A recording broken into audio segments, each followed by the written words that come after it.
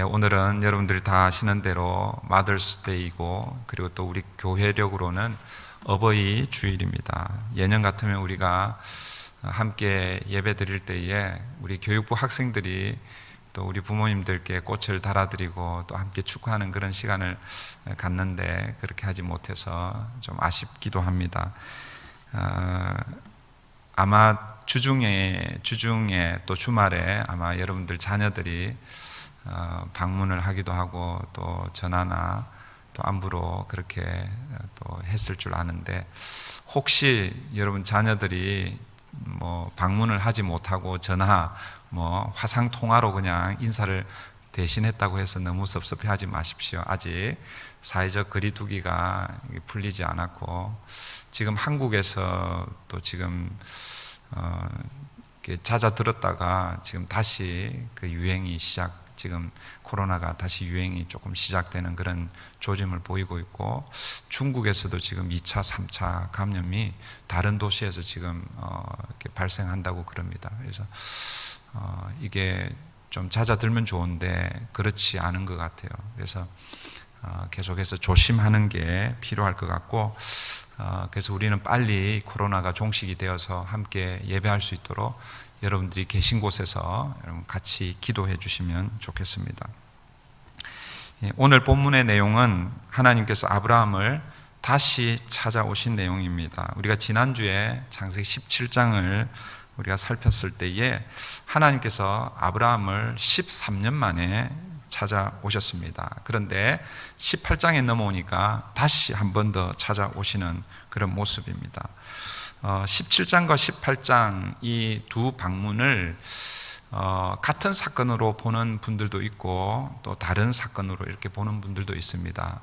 그러나 어쨌든 하나님이 아브라함을 두 번 그게 같은 사건을 다르게 기록하고 있든지 혹은 다른 사건으로 그렇게 기록하든지, 어쨌든 오늘 본문에서도 하나님께서 아브라함을 찾아오셨습니다.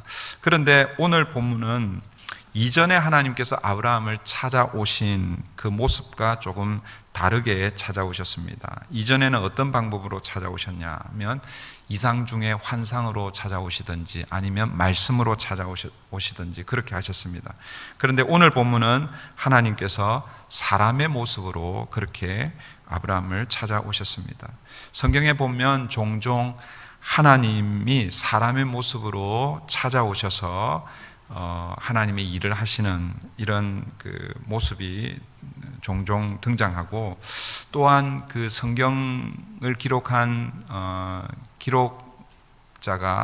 저자가 그리고 또 우리가 하나님을 표현할 때 사람의 형상처럼 그렇게 표현하고 말할 때가 있습니다.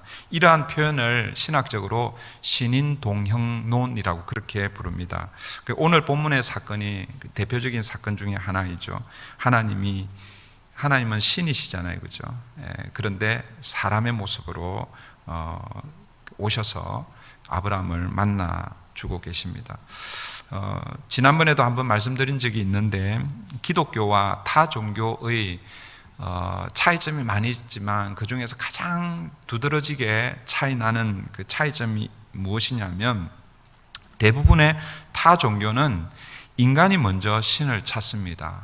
그 신을 찾는 이유가 다양하게 있겠지만 가장 대표적인 게 두려움 때문에, 자연재해나 갑작스럽게 닥치는 그 위협 앞에서 두려움 때문에 알지는 못하지만 어디엔가 신이 존재한다면 그 신을 향해서 우리를 도와달라고 그렇게 신을 찾을 때가 있고, 또 어떤 경우에는 자신이 원하는 것을 얻기 위해서 신을 찾기도 하죠. 그래서 여러분, 세상의 다른 종교들은요, 인간이 먼저 신을 찾아가는 거예요. 신을 찾아가서 지극정성을 이렇게 다 하는 거죠. 그래서 우리 옛말에 지성이면 감천이다 이런 말이 있잖아요, 그죠? 그 지극한 정성을 그 어떤 신에게 이렇게 드리면 그 신이 감동을 받아서 내가 원하는 것 그렇게 들어주실 것이다, 이런 마음으로 그렇게 우리 조상들도 다 그렇게 했죠.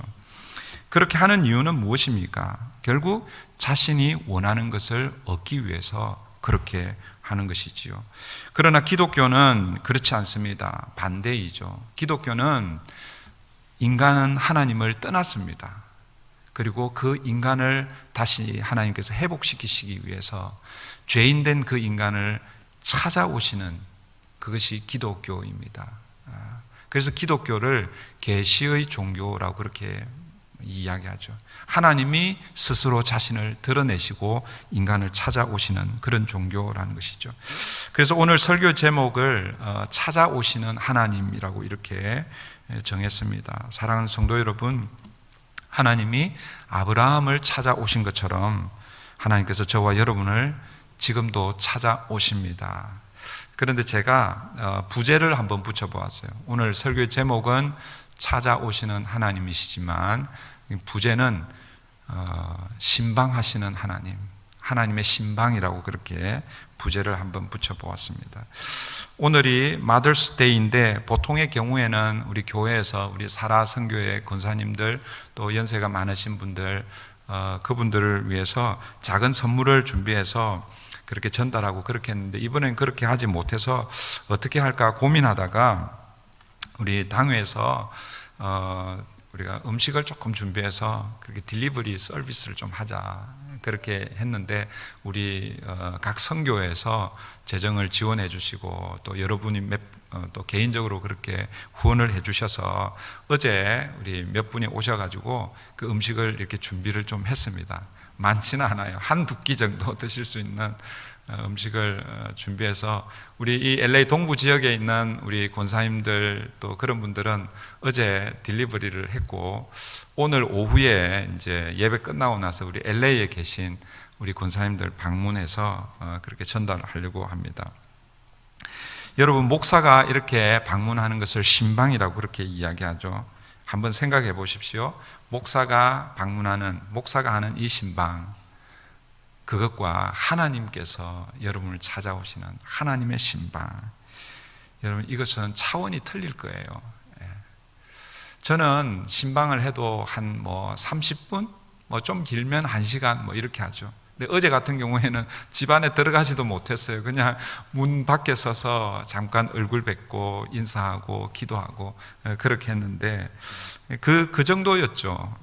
그런데 여러분, 하나님이 여러분을 찾아오시면, 하나님이 여러분을 신방하시면 그런 수준하고는 다른 것이죠. 하나님의 신방이 기다려지십니까? 하나님의 신방을 여러분 기대하고 또 준비하고 기다려야 하는 것이죠. 1, 2절을 보시면 하나님의 신방의 시간, 그리고 하나님의 신방의 장소, 또 하나님이 어떻게 신방하시는지 이런 내용들이 1절, 2절에서 요약을 하고 있습니다. 1절, 2절 함께 보시겠습니다. 여호와께서 마므레의 상수리 나무들이 있는 곳에서 아브라함에게 나타나시니라. 날이 뜨거울 때에 그가 장막문에 앉아 있다가 눈을 들어본즉 사람 셋이 맞은편에 서 있는지라. 그가 그들을 보자 곧 장막문에서 달려나가 영접하며 몸을 땅에 굽혀. 첫 번째, 하나님의 신방의 때, 시간이 언제인가? 하나님께서 아브라함을 찾아오시는데 언제 찾아오시는가? 오늘 본문은 이렇게 표현하고 있습니다. 날이 뜨거울 때. 옛날 성경, 우리가 옛날 썼던 개역 한글판 성경은 오정점이라고 이렇게 표현하고 있습니다. 오정점이라는 것은 오늘 시간으로 하면 12시에서 한 2시, 12시 그때를 이야기하는 것이죠. 여러분, 고대 근동의 12시, 이 팔레스타인 지역의 이 12시는요, 가장 뜨거울 때, 하루 중에 가장 뜨거울 때 그 시간입니다. 그래서 우리가 사용하고 있는 개역, 개정 성경은 그것을 이제 다시 의역을 해서 날이 뜨거울 때로 이렇게 번역하고 있고, 영어 성경은 거의 대부분 성경이 in the heat of the day라고 이렇게 번역하고 있어요. 한 날에 열이 가장 많을 그때에 그렇게 번역하고 있는 것이죠. 여러분, 가장 뜨거울 그때에 하나님께서 신방하시는 것입니다.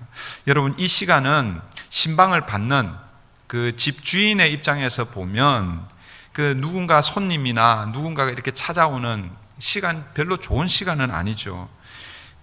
왜냐하면 그 당시 그 사람들에게 이 시간은 그 한낮의 더위를 피해서 쉬는 시간입니다. 그러니까 이 한낮이 너무 뜨거우니까 아침에 일찍, 새벽에 일찍 일어나서 일을 하고, 그 다음에 뜨거울 때는 집에 들어와서 점심을 먹고 쉬는 시간이에요. 시에스타라고 그러잖아요, 그죠? 낮잠을 즐기거나 자기 혼자 이렇게 보내는 시간입니다. 여러분, 그런 시간에 여러분 누군가가 찾아온다. 오늘 본문에 보면 그 시간에 세 사람의 손님이 찾아옵니다. 여러분 같으면 이런 시간에 방문자들, 그런 분들이 오면 어떻습니까? 이렇게 반갑게 그렇게 맞이하기가 참 쉽지가 않습니다. 이제 오전 일정을 끝내고 오후에 식사를, 그러니까 점심을 먹고 이제 오후 일과를 위해서 잠깐 쉬려고 하는, 지금 오늘 본문에 아브라함이 장막에 앉아 있다가 이 표현은 사실은 오수를 취하기 위해서, 낮잠을 잠깐 즐기기 위해서 그렇게 앉아 있는 거예요. 여러분, 잠깐 이렇게 낮잠이든 뭐든 잠이 잠깐 들었을 때 누군가 깨우면 그때 사실 제일 신경질 나지 않아요, 그죠? 그런 때 누군가가 이렇게 찾아온다는 거, 그분들을 반갑게 맞이하는 것 쉽지 않을 것입니다. 그런데 하나님은 그런 시각에 아브라함을 찾아오셨습니다. 이것은 무엇을 의미할까요? 하나님께서는 우리가 예상하는 시간에만 하나님이 찾아오신다, 그런 게 아니라는 것이죠. 하나님은 우리가 예상하지 못하는, 예기치 않은 그 시간에도 하나님 찾아오신다라는 그런 사실을 여러분 기억하십시오. 무슨 얘기냐면 하나님은 우리가 예배할 때만 찾아오시는 게 아니라는 거예요. 여러분이 혼자 은밀한 시간을 가지는 그때에도 하나님이 찾아오신다라는 것을 잊어버리면 안 됩니다. 두 번째, 신방의 장소입니다. 하나님이 어디로 찾아오십니까? 1절 마지막을 보시면 아까도 잠깐 말씀드렸는데 장막 문에 앉아 있다가, 이 사실은 이제 막 잠이 들었을 수도 있고 아니면 준비하는 그런 시간일 수도 있는데, 학자들은 아마 잠이 살짝 들었을 그때라고 이렇게 해석하는 분들도 있습니다. 이 장막 문에 앉아 있는 이 아브라함에게 찾아오시는 거예요. 이 표현은 아브라함이 오전 일과를 마치고 쉬고 있는 시간, 오수를, 낮잠을 즐기고 있는 그 시간이라니, 지극히 개인적인 시간, 개인적인 장소로 하나님께서 찾아오셨다라는 거예요. 아마 아브라함이 옷을 좀 풀어 헤치고 있었는지도 모르겠어요. 긴장이 풀려 있는 시간, 그 자리로 하나님 찾아오신 거예요.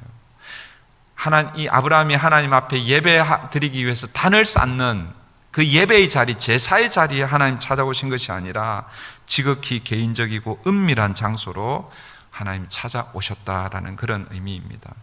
여러분, 필립 얀시의 책 중에, 필립 얀시가 책을 참 많이 썼는데 그 중에 책 제목이, 이런 책 제목이 있습니다. 뜻밖의 장소에서 만난 하나님. 그러니까 내가 기대하지 않은 장소에서 하나님을 만났다라는 그런 의미죠. 지금 아브라함이 뜻밖의 시간, 뜻밖의 장소에서 하나님을 만나고 있습니다. 왜 하나님은 이렇게 뜻밖의 시간, 뜻밖의 장소에서 아브라함을 찾아가십니까? 하나님은 하나님의 사람들을 만나실 때에 반드시 정한 시간 혹은 정한 장소에만 찾아가시지 않는다라는 그런 의미이죠. 예기치 않은 시간, 예기치 않은 장소에 하나님이 찾아가셔서 저와 여러분을 격려하고 또 일으켜 세우시고 힘 주시려고 그렇게 하는 거예요. 우리가 기도할 때나 찬송할 때, 그때 하나님 찾아오시면 참 좋겠죠. 하나님, 저 지금 기도하고 있어요, 찬송해요, 예배해요, 이럴 때 찾아오면 정말 좋겠죠, 그죠? 그곳이 여러분 가정이든 아니면 직장이든 어디든, 그죠? 그런데 하나님은 기도하고 찬송할 때, 예배할 때 그때도 찾아오시지만 여러분이 지쳐서 그냥 다 포기하고 싶을 때, 그냥 하나님 좀 그냥 놓고 싶어요, 그럴 때에도 하나님 찾아오신다는 사실을 여러분 기억하십시오. 하나님 우리 일상의 삶의 자리, 현장으로 찾아오십니다. 하나님이 여러분의 직장으로 찾아가십니다. 여러분이 땀을 뻘뻘 흘리는 그 비즈니스 현장으로 하나님이 찾아가신다는 사실을 여러분 기억하시면 좋겠습니다. 하나님의 신방은요, 언제 어디서나 가능합니다. 저는 신방 갈 때 예약을 하고 가잖아요. 미리 전화를 드리고 언제 찾아가려고 그러는데 괜찮겠습니까? 그렇게 물어보고 허락을 구하고 그렇게 가잖아요. 그런데 하나님은 그렇지 않은 거예요. 하나님은 여러분 상관없이 하나님의 입장에서 하나님의 필요에 따라 하나님이 필요하다고 생각하면 그냥 그 길을 찾아가시는 분이십니다. 여러분, 이런 하나님의 신방을 경험해 보신 적이 있습니까? 직장으로 찾아오신 하나님, 여러분의 그 비즈니스 현장으로 찾아오신 하나님, 혹은 여러분이 혼자 여러분의 시간을 즐기고 있는 그 시간에 찾아오신 하나님, 그 하나님의 신방을 경험해 보신 적이 있습니까? 제가 대학 시절에 그 조그만한 선교 단체가 있었습니다. 한국의 그 낙도 오지 선교를 하는 선교 단체에서 그때 한 2년 정도 그 선교 단체를 이제 제가 섬긴 게 아니라 그냥 그 따라다니면서 선교 여행을 갈 때 한 2-3번 정도 한번 따라간 적이 있는데 그 선교 단체 이름이 낙도 오지 선교회입니다. 그래서 조그만한 섬에 찾아가서 선교하기도 하고, 그 다음에 이 문명과 거의 차단되어 있다시피 한 아직도 한국에 가면 그런 오지에 들어가면 그런 데가 있습니다. 그런 데를 갔는데, 제가 이제 선교 그 여행을 끝나고 나면 에세이 같은 걸 써요. 근데 어제 설교를 준비하면서 그 에세이가 생각이 나더라고요. 제목이 뭐였냐면 제목이 이겁니다. 시궁창에서 만난 하나님. 무슨 얘기인지 대충 짐작이 가시죠. 거의 한 4박 5일 어느 마을에 들어가서 그 마을을 위해서 우리가 같이 마을 잔치도 열어주고 복음을 전하고 그렇게 하는데, 마을 잔치를 열기 전에 우리 선교 왔던 그 대원들이 마을 대청소를 하는 거예요. 마을이 그렇게 크지 않으니까. 그런데 옛날 그 시골 마을 이런 데 가보면요, 지금은 좀 다르겠지만 그 가정에서 나오는 그 생활 오폐수 이런 게 그 마을 이렇게 도랑을 통해서 이렇게 흘러가요. 그런데 거기 보니까 이제 그걸 이제 시궁창이라고 그러잖아요. 거기 보니까 뭐 쓰레기 이런 게 많이 있더라고요. 우리 선교 대원들이 들어가서 거기서 휴지도 줍고 이렇게 정리하고 이렇게 했는데, 그때 제가 그 대학교 3학년인지 모르겠어요. 그때 그 우리 선교 대표가 글을 쓰라고 글 쓰는 걸 제일 싫어하는데, 그래서 뭘 쓸까 그때 그걸 썼던 경험이 있습니다. 시궁창에서 만난 하나님. 여러분, 하나님은 고상한 그런 자리 혹은 잘 준비되어 있는 예배의 자리, 거기에도 하나님 오십니다. 그런데 여러분, 가장 낮고 천한 자리, 하나님이 어떻게 여기에 오실까 하는 그 자리에도 하나님이 오신다라는 사실을 여러분 기억하시기를 바랍니다. 세 번째, 하나님은 어떻게 신방하시는가? 신방의 방식입니다. 하나님은 어떤 방식으로 오늘 본문에서 아브라함을 찾아오셨는가? 사람의 모습으로 찾아오셨습니다. 우리 서두에 제가 말씀을 드렸습니다. 하나님은 말씀으로 찾아오셨고, 또 환상 중에 하나님이라는 것을 딱 대번에 알 수 있는 그런 모습으로 찾아오셨습니다. 그런데 오늘 본문에서 사람의 모습으로 찾아오셨는데, 이 사람의 모습은 지나가는 사람으로 찾아오신 거예요. 그 지나가는 사람은 누구입니까? 나그네잖아요. 나그네로, 손님으로 그렇게 찾아오셨습니다. 지금까지 하나님께서 아브라함에게 몇 번 찾아오셨었는데, 그때는 하나님께서 자신을 드러내셨습니다. 나는 전능한 하나님입니다. 아브라함아, 두려워하지 말라. 나는 너의 방패이며 지극히 큰 상급이다. 이런 말씀을 들으면 하나님이 어떤 분이신지 대번에 알아차렸습니다. 그런데 여러분, 오늘 본문에서 이번에 하나님 찾아오셨을 때는 사람의 모습으로, 나그네의 모습으로 찾아오셨기 때문에 아브라함이 처음에는 하나님인 줄 인식하지 못했습니다. 그래서 여러분, 이 세 사람이 찾아왔을 때 아브라함이 뭘 부탁하냐면요, 물을 조금 준비할 테니까 발을 씻겨드리겠습니다. 음식을 조금 준비할 테니까 식사를 하십시오. 이렇게 지금 얘기하고 있는 거예요. 만약에 아브라함이 이 세 사람이 하나님과 천사라는 존재로 이렇게 대번에 알았으면 아브라함이 그렇게 안 하겠죠, 그렇죠? 하나님은 발 씻을 필요도 없으신 분이잖아요. 하나님은 음식을 드실 필요가 없으신 분이십니다. 이렇게 한 이유는 뭐냐면 처음에 아브라함이 이 세 사람을 하나님으로 천사로 그렇게 인식하지 않고 지나가는 손님, 나그네로 그렇게 인식하고 있다는 것이죠. 이를 두고 히브리서 기자는 아브라함의 이 사건을 어떻게 기록하고 있습니까? 히브리서 13장 1절 2절 보면 이렇게 말씀합니다. 형제 사랑하기를 계속하고 손님 대접하기를, 우리 번역은 손님이라고 되어 있는데 옛날 성경은 나그네로 이렇게 번역했죠. 손님 대접하기를 잊지 말라. 이로써 부지 중에 천사들을 대접한 이들이 있었느니라. 오늘 이 아브라함의 사건을 두고 지금 이렇게 기록하고 있는 것입니다. 우리는 종종 하나님과의 만남, 하나님 우리를 찾아오실 때에 좀 신비로운 현상이나 신비로운 사건으로 그렇게 제안해서 생각할 때가 있습니다. 그러나 오늘 아브라함을 찾아주신 하나님의 방식은 그렇게 신비롭지가 않습니다. 일상적인, 인간적인 방법을 취했습니다. 무슨 의미입니까? 하나님은 우리에게 신비한 방식으로 찾아오시기도 하지만, 그러나 하나님은 저 초월해 계신, 저 멀리 계신 하나님이 아니라 오늘 우리 일상에 찾아오셔서 지극히 인간적인 모습으로 우리를 찾아오신다라는 것을 오늘 본문이 우리에게 말씀해 주고 있는 것이죠. 우리가 믿는 하나님은 우리의 삶의 현장으로 찾아오시는 하나님이십니다. 다시 반복합니다. 예배의 자리, 잘 준비되어 있는 이 자리가 아니라 여러분이 가정에서 허드렛 일 할 그 자리에 하나님 찾아오십니다. 이제 점점 날씨가 뜨거워지잖아요. 비즈니스 하시는 분들 땀을 뻘뻘 흘립니다. 그 땀 흘리는 그 현장에서 여러분을 찾아오시는 하나님을 만나시기를 바랍니다. 여러분, 네 번째 우리가 살펴봐야 될 것은 이렇게 우리를 찾아오시는, 우리를 신방하시는 그 하나님의 신방에 우리가 어떻게 반응해야 하는가라는 것입니다. 아브라함의 반응을 우리가 좀 배워야 되겠죠.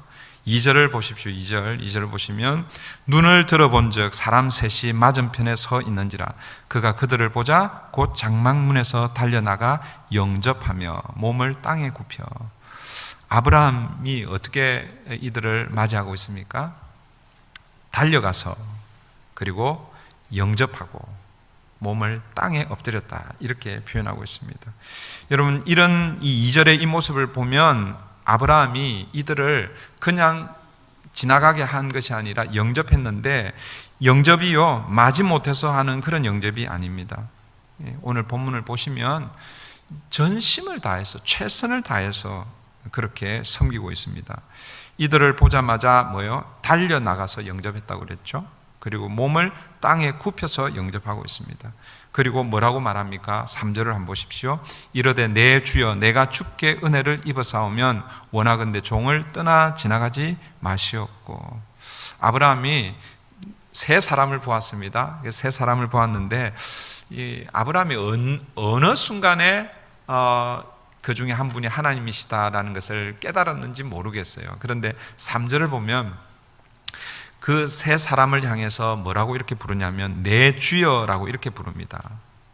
지금 몇 사람이 있다고 했어요? 세 사람이 있잖아요, 그죠?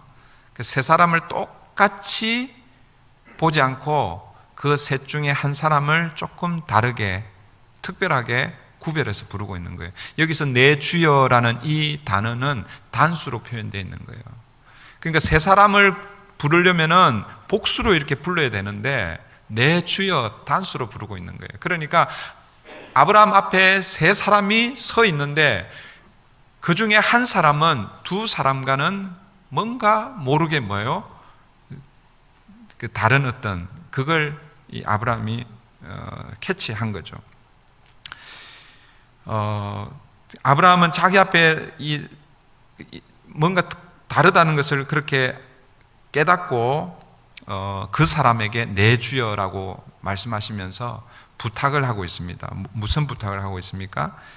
3절 마지막에 보시면 이렇게 부탁하고 있죠. 종을 떠나 지나가지 마시옵고, 그냥 지나가지 말라라고 그렇게 부탁하고 있습니다. 사랑하는 성도 여러분, 우리에게 이런 마음이 좀 있으면 좋겠습니다. 이는 여러분들이 개인적으로도 좀 적용을 해야 되고, 또 우리 교회가 또 우리 함께 예배 드릴 때 그렇게 또 적용을 해야 됩니다. 우리 교회로 한번 생각을 해보면, 여러분, 우리가 예배 드릴 때에 이 예배의 자리에 물론 하나님은 그 가장 은밀한 시간, 또 은밀한 장소, 그런 데도 오신다고 그랬지만, 이제 우리 일반적으로 생각할 때 하나님이 우리 예배 자리에 오시잖아요, 그죠? 성령으로 우리에게 임재하십니다. 그런데 우리는 이게 예배를 매주 이렇게 드리다 보니까 그냥 예배 드리고 예배 끝나면, 지금은 그렇게 못하지만 식사하고 좀 교제하다가 그냥 가고, 또 다음 주 되면 또 와서 예배 드리고 또 식사하고 교제하고 그렇게 가고, 그냥 예배 드리고 와서 그냥 가고,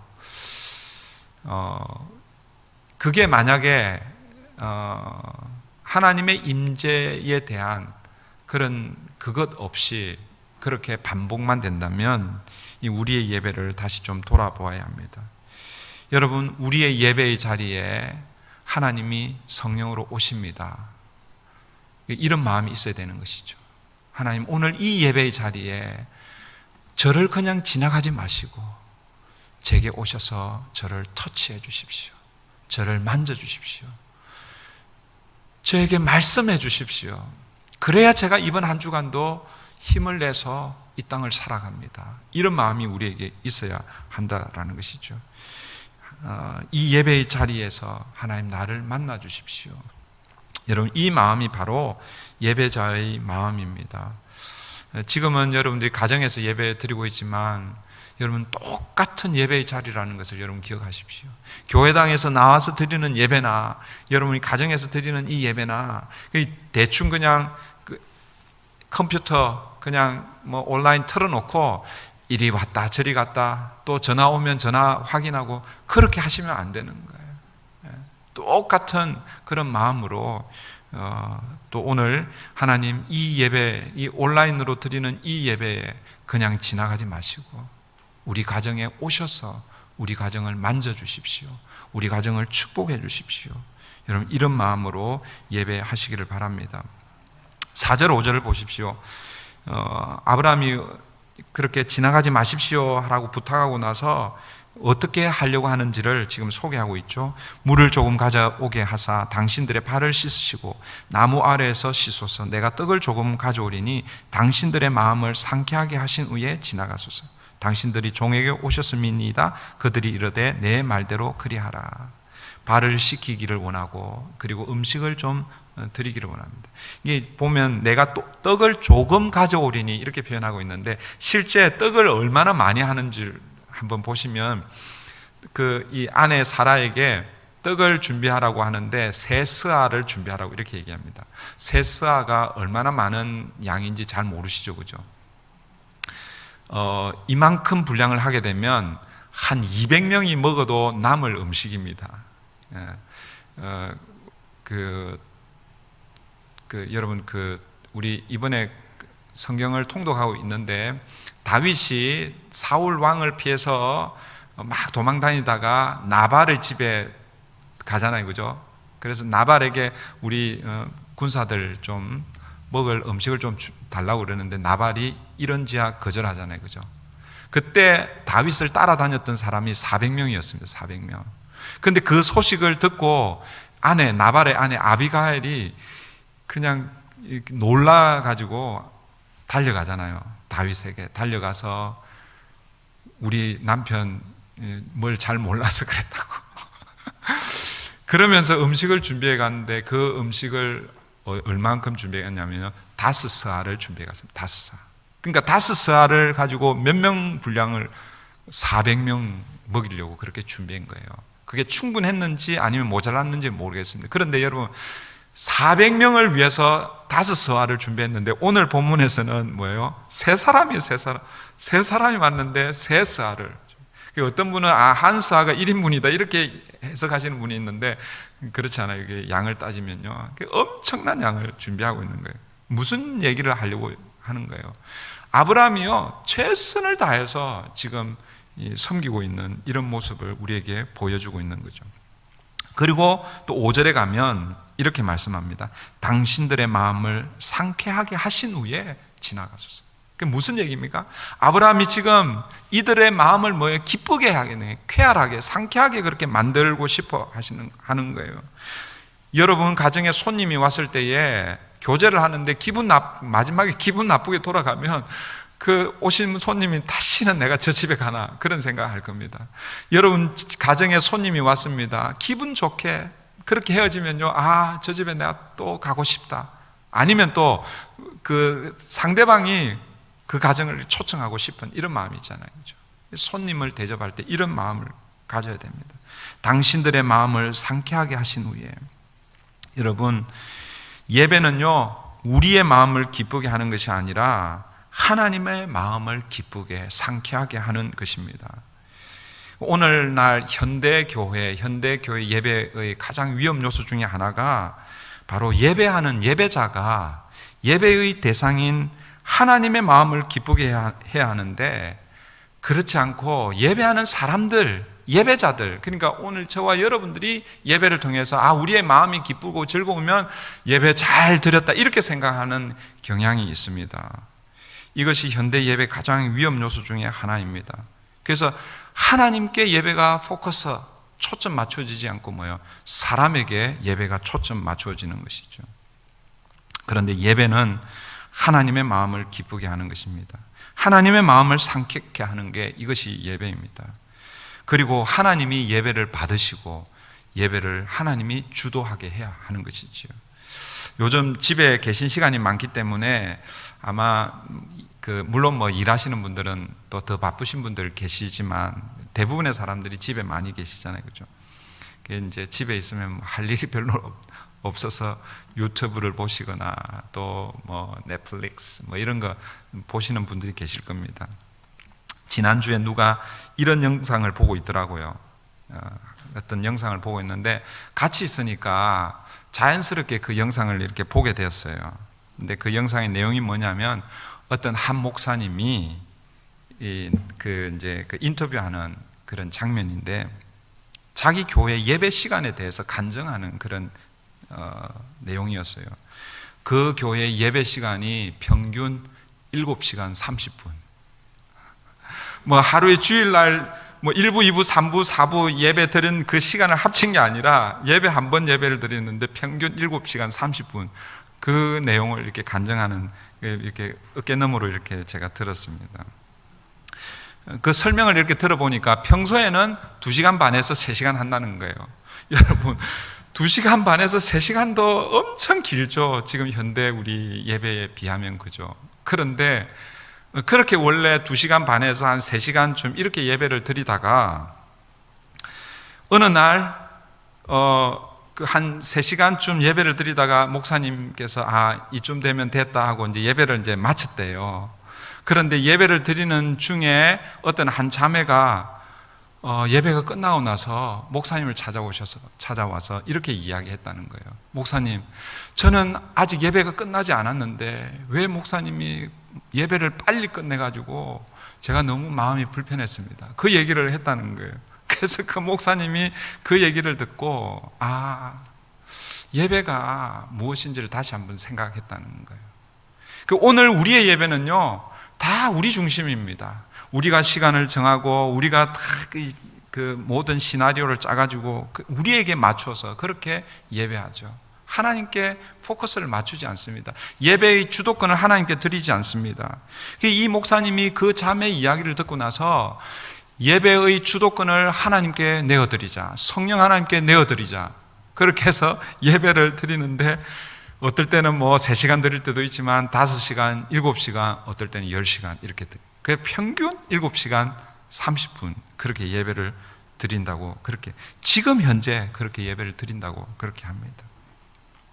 우리 교회가 그렇게 예배 드리자고 하는 말이 아닙니다, 여러분. 그런데 예배의 주도권을 누가 가지고 있느냐, 이것은 한번 생각해 볼 문제입니다. 오늘 현대교회는 예배 시간이 거의 대부분 1시간에서 1시간 15분 정도 그렇게 맞춰져 있습니다. 우리 교회도 1시간 15분이 이렇게 맞춰져 있죠. 그런데 제가 설교가 이 말이 좀 느려가지고 분량은 다른 목사님들하고 설교 분량은 비슷한데 말이 좀 느려가지고 한 10분, 15분 이렇게 늦어질 때가 있습니다. 근데 여러분 어떻습니까? 우리는요, 우리 교회만 얘기하는 게 아니라 여러분 대부분의 교회 1시간, 1시간 15분 계획되어 있는 그 예배 시간이 10분, 15분 넘어가면요, 이 사람들이 그냥 안절부절 못하는 거예요. 참지를 못하는 거예요. 제가 담임 목사가 되자 몇몇 목사님이 제게 이런 충고를 하셨습니다. 그리고 목사님은 아니지만 저를 아시는 분도 똑같은 말씀을 해주셨습니다. 무슨 말씀이냐면 그분들이 제 설교가 좀 길다는 것을 아시고, 목사님, 설교는 30분이 넘어가면 안 됩니다. 설교는 짧으면 짧을수록 좋습니다. 제가 이 담임 목사 오기 전에요, 몇 분한테 이런 얘기를 들었습니다. 저도 설교가 짧으면 성도들이 좋아한다는 사실을 잘 알고 있습니다. 그런데 여러분, 여기에는 어떤 의미가 담겨 있습니까? 목사님, 설교는 가급적이면 30분만 하십시오. 성도들이 좋아하지 않습니다. 이 말에는 어떤 의미가 담겨 있습니까? 오늘 우리가 드리는 이 예배의 포커스가 누구에게 가 있다라는 것입니까? 하나님께 가 있는 것이 아니라 사람에게 가 있다라는 것입니다. 하나님의 마음을 상쾌케 하는 것이 아니라 예배하는 이 예배자들의 마음을 즐겁게 하고 그렇게 하는데 맞춰져 있다라는 것이죠. 저도 가능하면 설교를 짧게 하려고 애를 씁니다. 그런데 잘 안 돼요. 그런데 여러분, 길어도 10분, 15분 더 길어집니다. 그래서 혹시 설교가, 오늘 이제 설교가 조금 더 길어지는데 여러분 이해하시고 그렇게 또 들어주시면 좋겠습니다. 이제 마지막으로 오늘 본문을 통해서 하나님의 신방의 결과에 대해서 같이 좀 나누겠습니다. 하나님이 우리를 찾아오시고 하나님이 우리를 신방하시면 우리에게 어떤 결과가 일어나는가? 찾아오신 하나님을 영접한 사람들, 하나님의 신방을 경험한 사람들은 하나님으로부터 어떤 은혜를 누리고 있는가? 아브라함에게 어떤 은혜가 임하고 있습니까? 하나님의 신방으로 말미암아 이 아브라함이요, 아들을 얻는 그런 은혜, 그런 복을 누리고 있습니다. 영접하는 자의 축복은 아들을 소유하는 그런 은혜가 있다라는 것이죠. 여러분, 아브라함에게 있어서 이 아들은 단순히 자신의 대를 잇는 그런 아들이 아니죠. 만약 자신의 대를 잇는 아들이면 여러분, 이스마엘이면 족합니다. 비록 하갈의 몸에서 나왔지만 뭐예요? 아브라함의 씨를 가지고 나왔습니다. 그런데 하나님이 약속하시는 아들은 그런 아들이 아닌 거죠. 그 말은 뭐냐면 아브라함의 대를 잇기 위한 아들이 아니라는 것입니다. 아브라함을 통해서 나오는 이 아들은 온 인류를 구원할 메시아의 표징으로서의 아들이라는 것이죠. 바로 예수 그리스도에 대한 약속입니다. 이 아들은 영원한 생명을 가지고 있는 아들입니다. 그래서 요한 1서 5장 12절은 이렇게 우리에게 말씀하고 있습니다. 아들이 있는 자에게는 생명이 있고 하나님의 아들이 없는 자에게는 생명이 없느니라. 여러분, 이 아들은 오늘 우리에게도 있어야 할 아들이죠.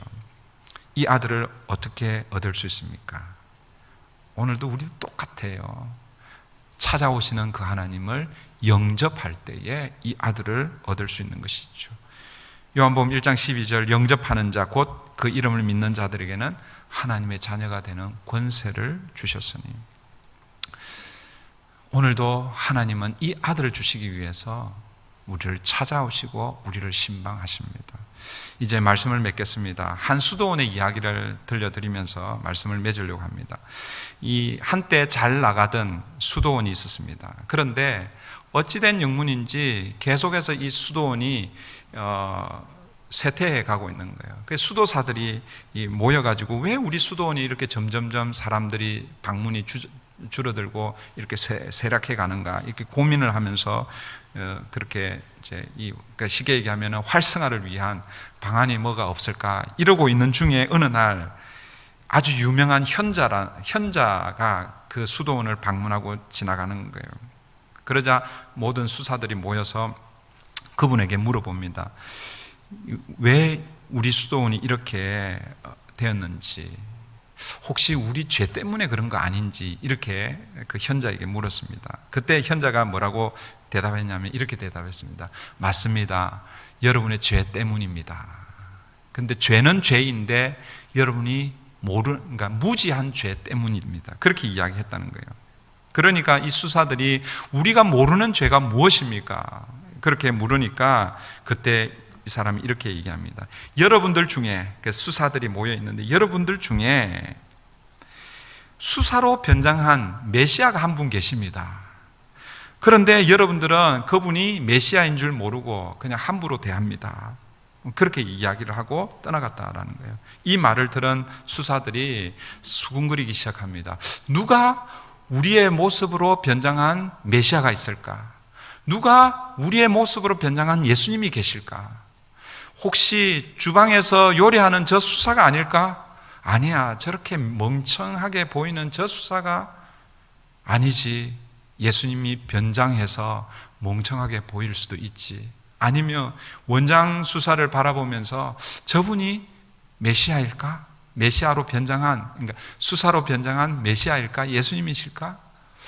저렇게 엄격하게 예수님이 아니실 텐데 뭐 이런저런 그런 얘기를 하다가 이분들이요 서로 조심하기 시작하는 거예요. 혹시 저분이 메시아일지 몰라. 서로를 존경하고 서로를 높이고 자기를 낮추고 그렇게 하다가 뭐예요? 어떻게 됐겠어요? 저 수도원은 수사들이 너무너무 겸손하고 소문이 나가지고 다시 많은 사람들이 방문한다라는 그런 이야기를 들은 적이 있습니다.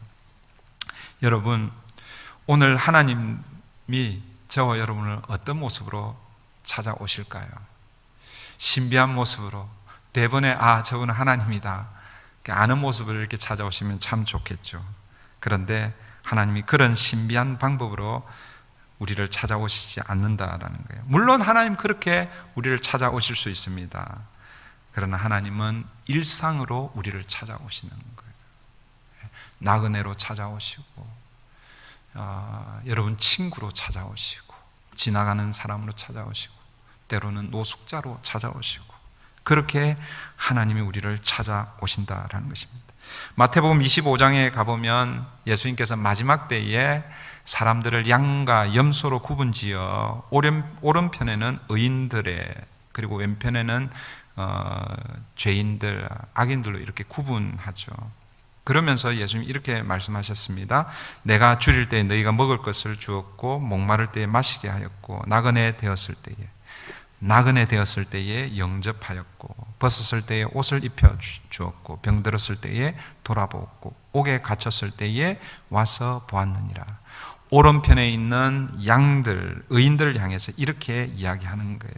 그때 오른편에 있던 의인들이 대답하여 이르시되 주님, 우리가 어느 때에 주님의 줄이신 것을 보고 먹였으며 목마르신 것을 보고 마시게 하였나이까? 어느 때에 나그네 되신 것을 보고 영접하였으며 벗으신 것을 보고 입혔나이까? 어느 때에 병드신 것이나 옥에 갇히 쓴 것을 보고 가서 배웠나이까? 그렇게 대답했어요. 그러니까 주님이 이렇게 말씀하십니다. 내가 진실로 너희에게 이르노니 너희가 여기 내 형제 중에 지극히 작은 자 하나에게 한 것이 곧 내게 한 것이니라. 사랑하는 성도 여러분, 우리 하나님은 오늘도 찾아오시는 하나님이십니다. 오늘도 하나님은 우리를 신방하십니다. 그 하나님의 신방을 여러분 경험하기를 원하십니까? 그런데 신비한 방법으로 오시면 참 좋겠는데 그렇게 오시지 않고 지극히 작은 자의 모습으로 그렇게 오십니다. 여러분 그렇게 방문하시는 그 하나님을 놓치지 마시길 바랍니다. 그래야 오늘 이 아브라함에게 부어주셨던 이 은혜가 저와 여러분에게도 풍성하기를 기원합니다. 이 시간 함께 기도하겠습니다.